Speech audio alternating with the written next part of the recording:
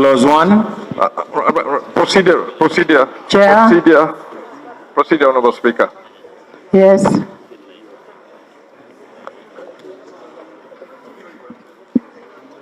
As a member of the iPod Summit,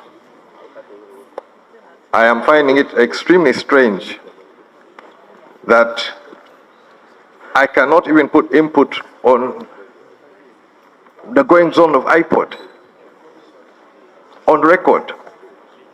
You see, Madam Speaker, every parliament we have debated a memorandum, and there's a current memorandum which is standing for iPod.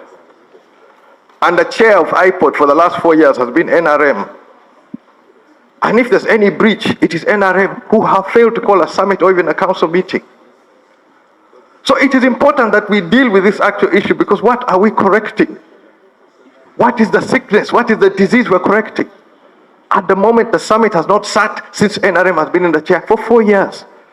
Yet it's supposed to be 6 months.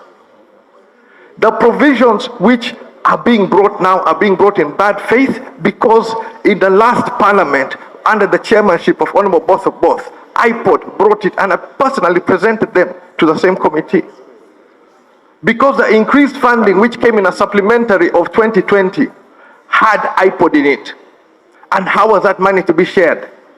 At that time, political parties were sharing 10 billion per annum. Under the iPod arrangement, it was increased to 35, with 5 billion going as the 15%, another 5 billion for covering the other 15%, and then 70%, the 25 billion, was on numerical strength. At that time, the president acknowledged that NRM acted in bad faith by not allowing that amendment to pass. They acted in bad faith. The words of the president, unchristian. And now we are going through a process to undermine everything. There's no dialogue here. If we talk about dialogue, as a political party, as a leader of a political party, as the political party which first held the first summit, from 2009, the first summit was held in December 2018, under my chairmanship.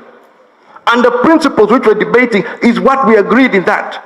It's under the Democratic Party that they put flesh on those principles.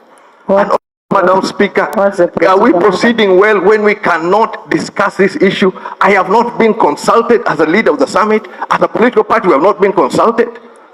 How is it that we're debating this issue? And that is why I say it is diabolical. It is not done in the interest of the political party. I speak for UPC. My brother is not part of this. And I'm thankful that Mao is not here to embarrass himself. This is wrong. And we shall all be judged. Thank you. Let us be honest. Honorable members, as I thought, the member raised her issue. You still have a gap as members of iPod to go and ensure that you discuss this issue and maybe ask the president not to assent. Clause 1.